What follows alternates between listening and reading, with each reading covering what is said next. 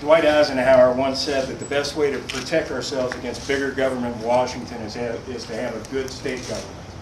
And my friends, President Eisenhower couldn't have been more correct then, and his statement couldn't be more true than it is today.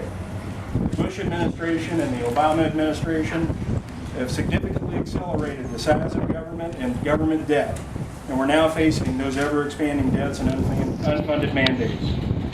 These burdens are not sustainable, and they're destroying our personal liberties. The Founding Fathers gave the states constitutional protection from federal excesses for a reason.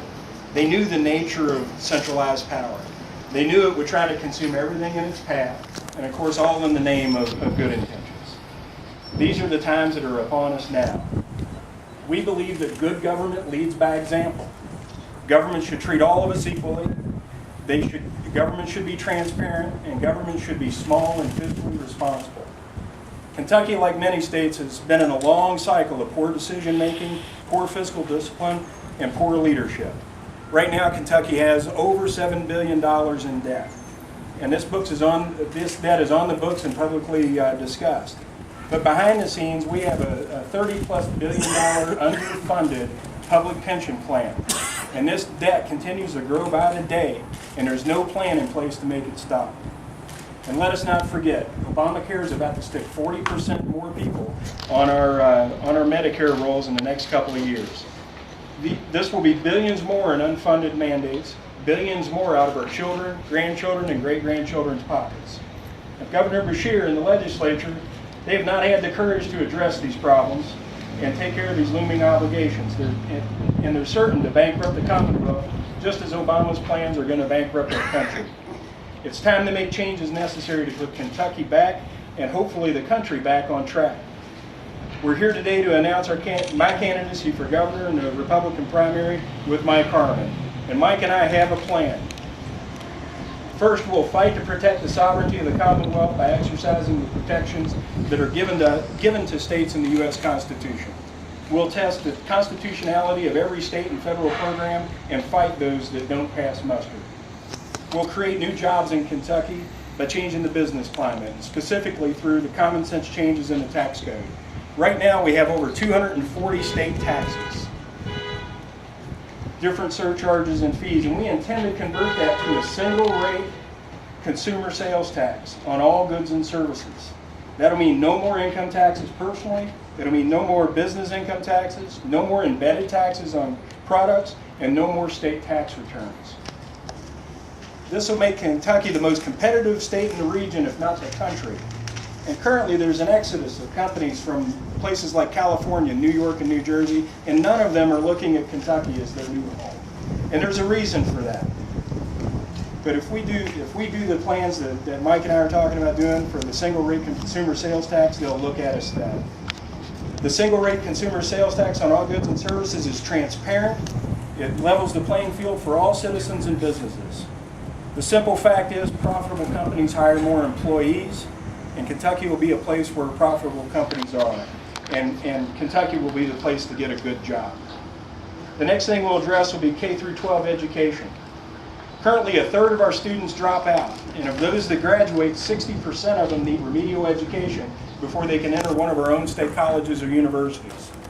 If you scrape away the failure and mediocrity, what it tells you is that about 1 out of 4 of our public school kids is educated to the level of proficient, and that's just not good enough. We have a 75% failure rate.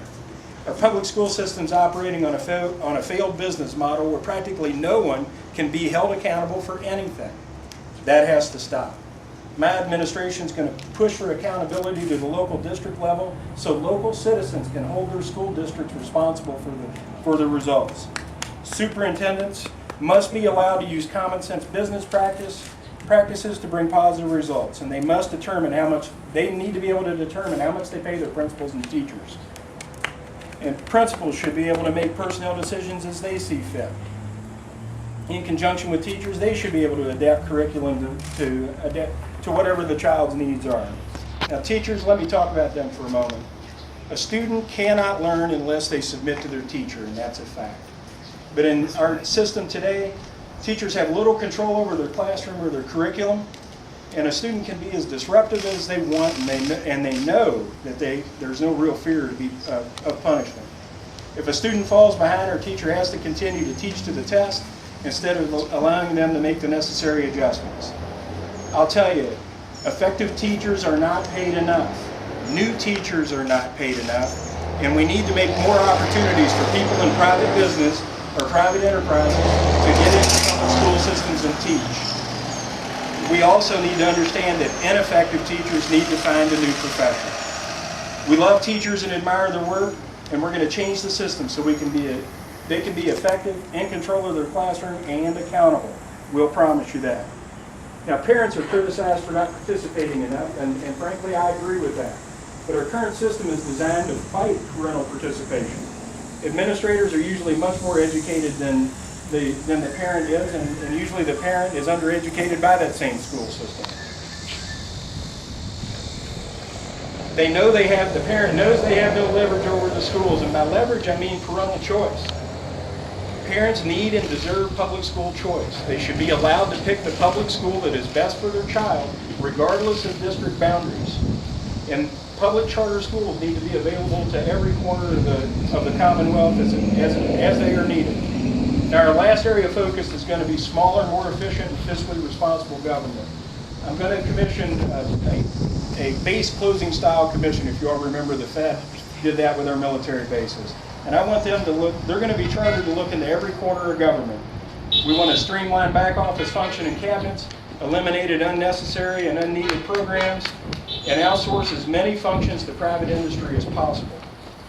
And we'll use these savings to address our public debt and our unfunded pension liabilities. Now, Mike and I know this is an ambitious plan, and it attacks many of the status quo institutionalists in Kentucky.